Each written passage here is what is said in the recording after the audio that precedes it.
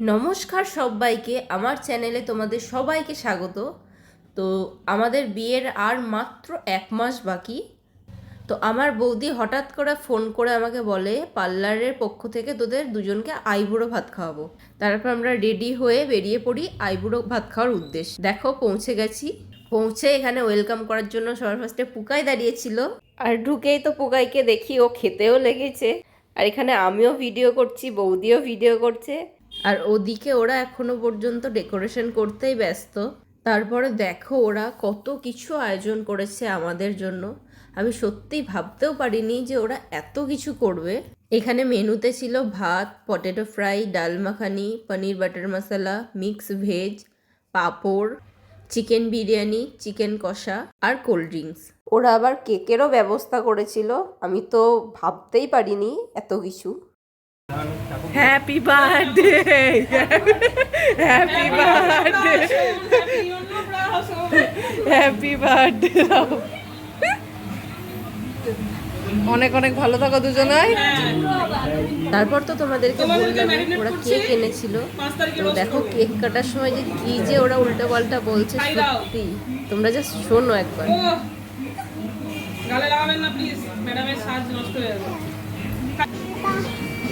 তারপর পোকাই বলছে এখানটায় খাবার খাবার।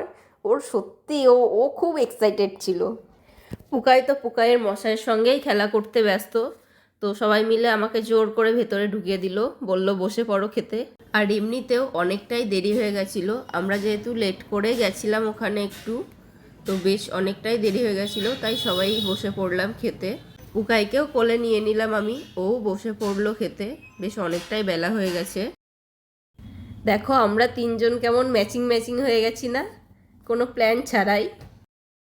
তারপর খাওয়া দাওয়াই শুরু করলাম মিষ্টি দিয়ে।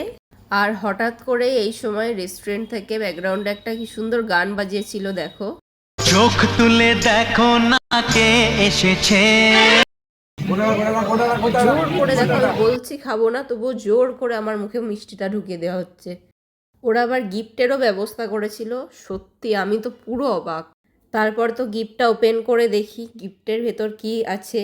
গিফট ওপেনিংটা তোমরা একটু ফার্স্ট দেখে নাও ঝটপট করে। গিফটে খুব সুন্দর একটা ঘড়ি ছিল, ঘড়িটা তো আমার খুব খুব খুব পছন্দ হয়েছে, বেশ সুন্দর ছিল ঘড়িটা। আমি আমার নতুন ঘরে অবশ্যই অবশ্যই সাজিয়ে রাখবো, গিফটটা খুব পছন্দ হয়েছে আমার। আর এখানে দেখো ওরা কেউ এদিকে ছিল না, তো নিজেরা একটু ঢং করছিলাম বসে বসে। কি আর করবো বলো, সামনেই তো বিয়ে, তো এটুকু ঢং তো বানতা হ্যাঁ। তারপরে সবাই খাওয়া দাওয়া কমপ্লিট করে ওখান থেকে বেরিয়ে পড়ি। ও বলে সবাইকে আইসক্রিম খাওয়াবে, তো তার জন্য সবাই মিলে এখন যাচ্ছি আইসক্রিমের দোকান আইসক্রিম খেতে। আবারও সবাইকে অনেক অনেক থ্যাংক ইউ, এই একটা দিন আমাকে স্পেশাল করে দেওয়ার জন্য। সত্যিই থ্যাংক ইউ সবাইকে, অনেক অনেক ধন্যবাদ।